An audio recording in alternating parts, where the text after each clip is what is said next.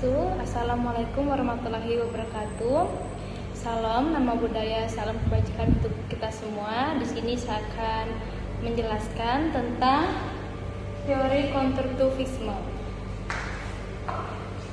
Teori konstruktivisme adalah teori pembelajaran yang menjelaskan bahwa pengetahuan tidak hanya diberikan oleh guru, tetapi dibangun sendiri oleh siswa melalui pengalaman belajar. Dalam teori ini, siswa berperan aktif dalam memahami dan mengembangkan pengetahuan dengan cara berinteraksi dengan lingkungan belajar mereka.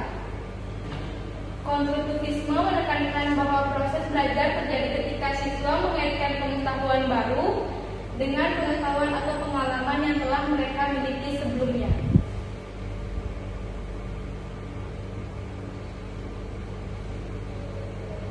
Siswa dapat membentuk pemahaman yang lebih bermakna. Dengan demikian, dalam pembelajaran konstruktivisme, siswa menjadi pusat kegiatan belajar, sedangkan guru berperan sebagai fasilitator yang membantu dan membimbing siswa dan membangun pengetahuan mereka sendiri menurut Budia Stuti dan Fauziati 2021. Teori konstruktivisme secara umum menggambarkan proses pembentukan pengetahuan yang mengharuskan anak untuk aktif terlibat dalam pembelajaran. Dalam konteks ini, siswa diharapkan tidak hanya belajar secara pasif, tetapi juga merumuskan konsep dan memberikan pemaknaan terhadap apa yang dipelajari. Teori ini menekankan pentingnya bagi siswa untuk menemukan dan mengelola informasi yang kompleks secara mencocokkan informasi baru dengan aturan yang telah ada. Selain itu, siswa juga kompleks cara mencocokkan informasi baru dengan aturan yang telah ada. Selain itu, siswa yang juga diharapkan dapat melakukan perbaikan ketika aturan-aturan tersebut tidak lagi relevan menurut Kusumawati et al. 2022. Menurut Hatijah 2023, teori konstruktivisme menekankan bahwa siswa harus berperan aktif dalam proses pembelajaran. Siswa tidak hanya menerima informasi dari guru, tetapi juga aktif mencari informasi, berpikir, menyusun konsep, serta memberikan interpretasi terhadap materi yang sedang dipelajari. Di sini ada prinsip dari teori konstruktivisme, yaitu sebagai berikut. Pertama, siswa merupakan subjek aktif dalam proses belajar. Artinya siswa tidak hanya menerima informasi dari guru, tetapi juga terlibat secara langsung dalam mencari, memahami, dan mengelola pengetahuan melalui berbagai aktivitas belajar. Kedua, pengetahuan dibentuk berdasarkan pengalaman sebelumnya. Setiap siswa telah memiliki pengetahuan awal yang diperoleh dari pengalaman belajar maupun dari lingkungan sekitar. Yang ketiga, guru bertindak sebagai fasilitator, bukan satu-satunya sumber pengetahuan dalam pembelajaran konstruktivisme.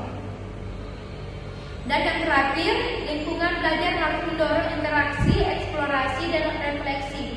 Lingkungan belajar yang aktif dan kondusif memungkinkan siswa untuk berdiskusi, bertukar pendapat, melakukan percobaan, serta merefleksi hasil belajar mereka. Melalui proses tersebut, siswa dapat memperoleh pemahaman yang lebih mendalam dan bermakna terhadap materi pembelajaran menurut Hartati dan Pangebean 2023.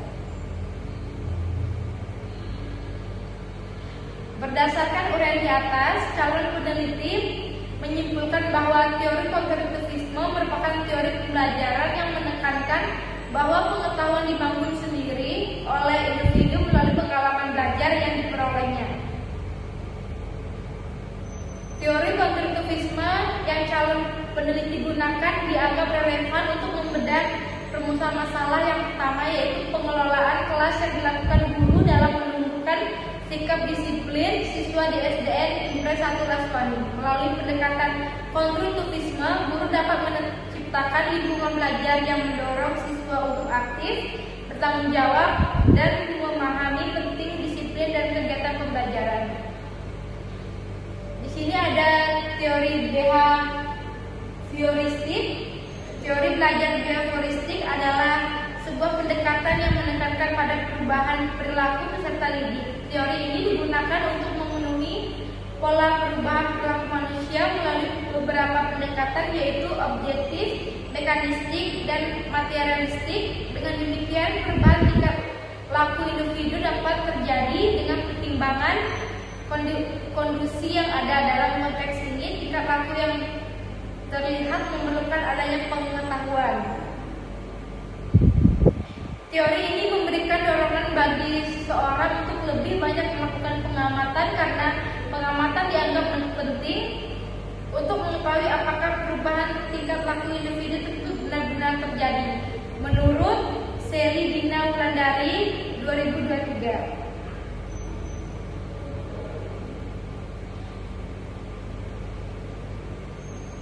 Teori belajar behavioristik menekankan bahwa proses belajar dapat dipahami melalui perubahan tingkat laku yang dapat diamati dan diukur secara objektif. Sementara itu, respon merupakan reaksi siswa terhadap stimulus tersebut seperti menjawab pertanyaan, menyelesaikan tugas, dan menunjukkan perilaku respon yang sesuai setelah menerima stimulus yang diberikan. Oleh karena itu, perubahan perilaku siswa menjadi indikator utama dalam menilai keberhasilan proses belajar menurut Nurul Waditatur Rahma 2023. Berdasarkan uraian di atas, calon peneliti menyimpulkan bahwa teori behavioristik merupakan salah satu teori pembelajaran yang menekankan pada perubahan tingkah laku sebagai hasil dari proses belajar. Dalam teori ini, perubahan perilaku siswa dapat diamati melalui respon yang muncul setelah diberikan stimulus dalam proses pembelajaran. Oleh karena itu, teori behavioristik memandang bahwa pembelajaran yang efektif dapat dilihat dari adanya perubahan perilaku ke siswa yang lebih baik. Teori behavioristik yang calon peneliti gunakan dianggap relevan untuk membedah rumusan masalah. Kedua, yaitu faktor-faktor yang mempengaruhi pengelolaan kelas dalam menumbuhkan disiplin siswa di SDN Impres 1 Laswani. Pengelolaan kelas yang baik dapat menjadi stimulus bagi siswa untuk menunjukkan perilaku disiplin seperti mematuhi aturan kelas, mengikuti kegiatan pembelajaran dengan tertib, serta menghargai guru dan teman. Alasan calon peneliti menggunakan teori ini adalah agar melalui pengelolaan kelas yang tepat, siswa dapat menunjukkan perubahan perilaku yang positif sebagai bentuk respon terhadap stimulus yang diberikan oleh guru. Dengan demikian, diharapkan siswa di SDN Impres 1 Laswani dapat memiliki sikap disiplin yang lebih baik. Di sini ada kerangka berpikir. Pendidikan merupakan proses yang dapat mendorong terciptanya suasana belajar yang aktif dan efektif sehingga dapat mengoptimalkan potensi siswa dalam berinteraksi baik di sekolah maupun di luar sekolah. Menurut para ahli, pendidikan juga dipahami sebagai usaha sadar dan berencana untuk mewujudkan proses pembelajaran agar peserta didik secara aktif mengembangkan potensi dirinya.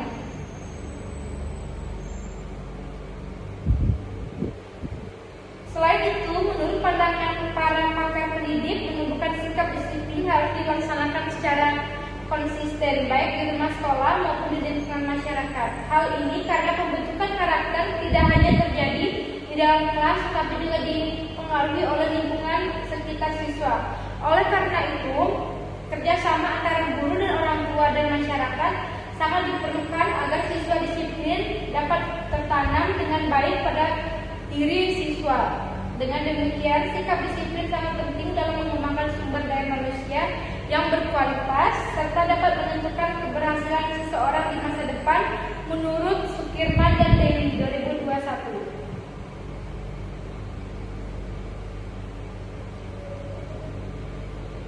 Manajemen kelas merupakan proses yang bertujuan untuk mengelola lingkungan belajar sehingga tercipta suasana yang kondusif dan tertib dalam pembelajaran. Proses ini meliputi perencanaan, pengorganisasian, pelaksanaan, dan pengendalian berbagai aspek di dalam kelas.